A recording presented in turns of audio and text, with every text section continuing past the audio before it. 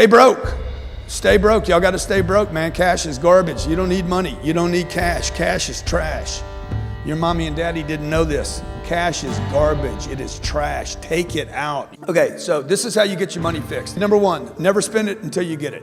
This is exactly how I run every department, how we cash flow companies, how we make decisions on when to spend money in advertising. I don't count money in until the money's in. Once it goes through and the money hits my account, then I can spend that money. I don't spend tomorrow's money.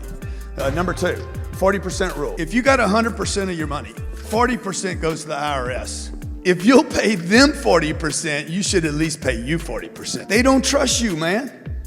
You work for me. I have to withhold from you before you get your money. So they get their piece first. I pay them, good. You got to pay Caesar. That's what Jesus said, paying.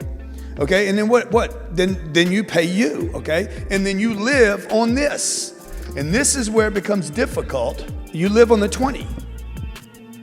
And you do not change your standard of living until the 20 changes. So I don't rent the Lamborghini. Dude, that's stupid, man. Like, what are you doing? What are you doing, man? What are you doing? Okay, like it's no big deal. It's just $1,700. But you know what it says to me? Hey, I'm not disciplined with my money. I'm just saying. Like, you got to be disciplined with money. If you cheat on your money, it will cheat on you. You ignore your money, it will ignore you. If you don't take care of it, it won't take care of you. How many believe this? Hey, rich people, as much as you might not like them, yeah, their kids got drug problems, their marriage is falling apart, but people that accumulate a lot of money paid attention to the money. At least they did that part. Unfortunately, they didn't figure out the marriage, they didn't figure out the kids, but that's got nothing to do with money. So look, this is the game right here. I did not change my level of living until this number changed. In the business, this is what I'm doing. I'm like, okay, 40%, if this is a business, 40% goes to the biz, to advertising, to marketing, spend it all. I'm not keeping that for me to live on. I'm keeping that for the business to live on. Feed the business, feed the beast. And what happens is you end up broke. You can't live down here. So what do you have to do? You got to either lower your standard of living, control your standard of living, or you got to increase that 100%. So, you're not out buying Richard Mille watches and jets. It's not going to get you a meeting. Everybody agree with that? It's just not going to get you anything. Oh, man, you look really good. Yeah, so what? What you got to say? What's your product? What's your offer? How's it solve my problem? That's all I really care about at the end of the day. Okay, number three. This is just a great principle. You can't write it off. Don't buy it.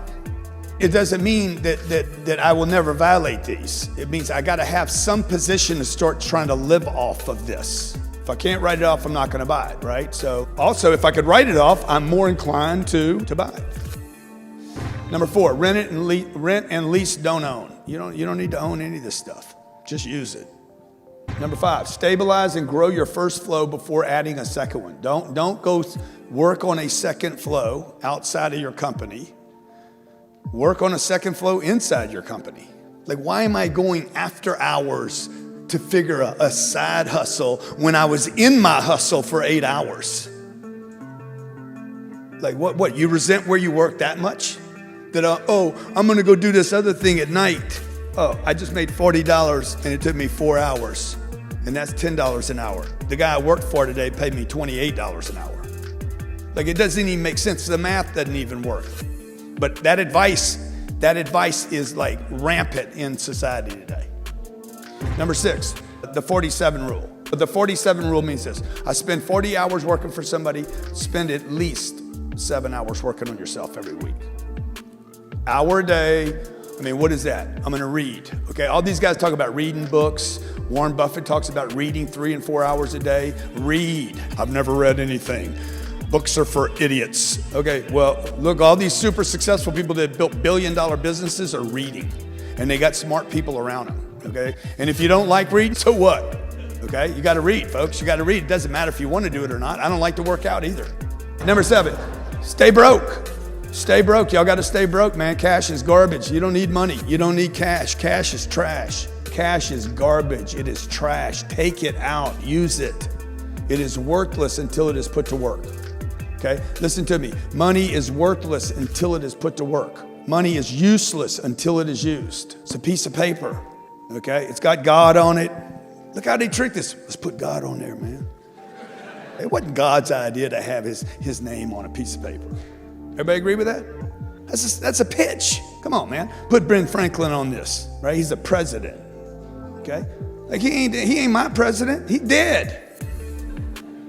And then we act like it's sacred and I got to keep it and protect it and now it's mine. And we're talking about currency. If you look at the word, it comes from current. Current flows. It has to be in circulation, right? It's plentiful. It's a piece of paper. It's only valuable when I take it out of my pocket, get it out of the system and put it to work. If I give it to the bank, if I call up Wells Fargo today and say, here's $100, what are they going to do with it? They're going to convert it, instantly convert it into digits, and then they will send it out 9 times.